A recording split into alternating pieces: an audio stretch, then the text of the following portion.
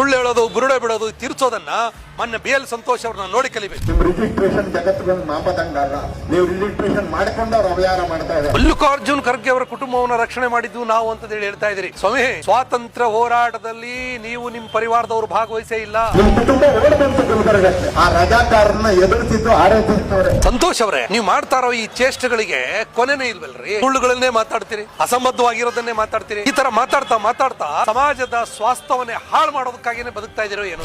ಒಂದು ಭ್ರಮೆನಲ್ಲಿ ಇರಬೇಡಿ, ಎಲ್ಲರೂ ಸಹಾಯ ಮಾಡಿದಿರಾ ಅಂತ. ಯಾವನೊಬ್ಬ ಚಡ್ಡಿ ಹಾಕೊಂಡು ನಿಂತಿಲ್ಲ ಅಲ್ಲಿ. ಮೊನ್ನೆ ಸಂತೋಷ್ ಅವರೇ, ನಿಮಗೆ ಕೆಲವು ಪ್ರಶ್ನೆ ಕೇಳ್ತೀನಿ. ನಿಜವಾಗ್ಲೂ ನಿಮಗೆ ಧೈರ್ಯ ಇದ್ರೆ ಈ ಪ್ರಶ್ನೆಗಳಿಗೆ ಉತ್ತರ ಕೊಡಿ. ಕ್ರಾಂತಿಕಾರಿಗಳ ಬಗ್ಗೆ ಬಹಳ ದೊಡ್ಡದಾಗಿ ಮಾತಾಡ್ತಾ ಇದೀರಿ ನೀವು. ಚಂದ್ರಶೇಖರ್ ಆಜಾದ್ ಅನ್ನುವಂತ ಸ್ವಾತಂತ್ರ್ಯ ಹೋರಾಟಗಾರನ ಹಿಡಿದುಕೊಟ್ಟಿದ್ದು ನಿಮ್ಮವರಲ್ವೇನ್ರಿ? ಮಹಾತ್ಮ ಗಾಂಧಿ ಅವರಿಗೆ ಗುಂಡಾಕಿ ಕೊಂದಂತ ಗೋಡ್ಸೆ ನಿಮ್ಮವನೇ.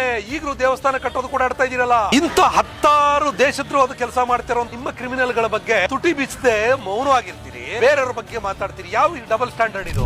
ಸಂತೋಷ್ ಅವರು ಭಾರತೀಯ ಜನತಾ ಪಾರ್ಟಿ ಅವರಿಗೆ RSS ಇಂದ ದೇಣಿಗೆಯಾಗಿ ಬಂದಿರತಕ್ಕಂಥವ್ರು. ಈ ಚಾಮರಾಜಪೇಟೆ ಮತ್ತು ಶಿವಾಜಿನಗರದ ಬಗ್ಗೆ ನಿಮ್ಮ ಮಾನಸಿಕ ಅಸ್ವಸ್ಥತೆಯನ್ನ ಯಾವಾಗಲೂ ಬಹಿರಂಗ ಪಡಿಸ್ತಾನೆ ಬಂದಿದ್ದೀರಿ. ನಿಜವಾಗ್ಲೂ ದಲಿತರ ಬಗ್ಗೆ ನಿಮಗೆ ಕನಿಕರ ಇದ್ರೆ ಬಸವನಗುಡಿ ಕ್ಷೇತ್ರಕ್ಕೆ ದಲಿತರಿಗೆ ಟಿಕೆಟ್ ಕೊಟ್ಟು ಗೆಲ್ಸಿ ನೋಡೋಣ. ಶಿವಾಜಿನಗರ ವಿಧಾನಸಭಾ ಕ್ಷೇತ್ರದಲ್ಲಿ, ಚಾಮರಾಜಪೇಟೆ, ಈ 2 ಕ್ಷೇತ್ರಗಳಲ್ಲಿ ಹಿಂದೂಗಳನ್ನ ನಿಲ್ಸಿ ಗೆಲ್ಸಿ ಅಂತ ನಾನು ಅವ್ರ ಚಾಲೆಂಜ್ ಆಗ್ಲಿಕ್ಕೆ ಅಂತ ಬಯಸ್ತೀನಿ. ಸ್ವಾತಂತ್ರ್ಯ ಚಳವಳಿ ದೇಶದಲ್ಲಿ ನಡೀತಾ ಇದ್ರೆ ಬ್ರಿಟಿಷರ ಜೊತೆಗೆ ಬಕೆಟ್ ಹಿಡ್ಕೊಂಡು ಓಡಾಡ್ತಾ ಇದ್ರು ನಿಮ್ ಜನ.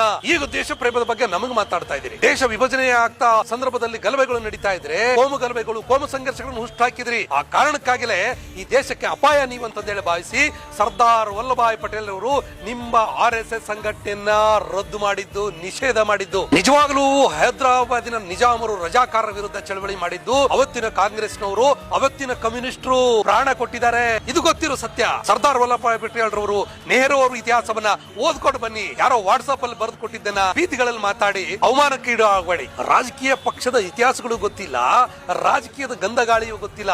ಯಾಕೆ ನಿಮಗೆ ಈ ಊರು ಉಸಾಬರಿ? ಲಿಂಗಾಯತ ನಾಯಕರು ಯಡಿಯೂರಪ್ಪರ ವಿರುದ್ಧ ನೀವ್ ಏನೆಲ್ಲ ಮಾಡಿದೀರಿ ಅಂತ ಹೇಳಿ ಇಡೀ ಸಮುದಾಯಕ್ಕೆ ಗೊತ್ತಿದೆ. ಖರ್ಗೆ ಅವರ ಬಗ್ಗೆ ಮಾತನಾಡೋದಕ್ಕೆ ನಿಮಗೆ ಯಾವ ನೈತಿಕತೆನೂ ಇಲ್ಲ. ಸ್ವತಂತ್ರ ಹೋರಾಟಗಾರರು, ಕ್ರಾಂತಿಕಾರಿಗಳು ನಿಮ್ಮ ಸ್ವತ್ತಲ್ಲ. ಅವರು ಯಾವ ಜನ ಚಳವಳಿಯ ಮಹತ್ವ ಮತ್ತು ಇತಿಹಾಸ ಅನುಭವ ಇಲ್ಲದೆ ಇರೋರು ನೀವು ಬೇರೆಯವ್ರಿಗೆ ಪಾಠ ಮಾಡೋದು ಬರಬೇಡಿ. ಇತಿಹಾಸವನ್ನು ಓದ್ಕೊಬಂದು ಮಾತಾಡಿ. ಸಮಾಜದ ಸ್ವಾಸ್ಥ್ಯವನ್ನ ಹಾಳು ಮಾಡಬೇಡಿ.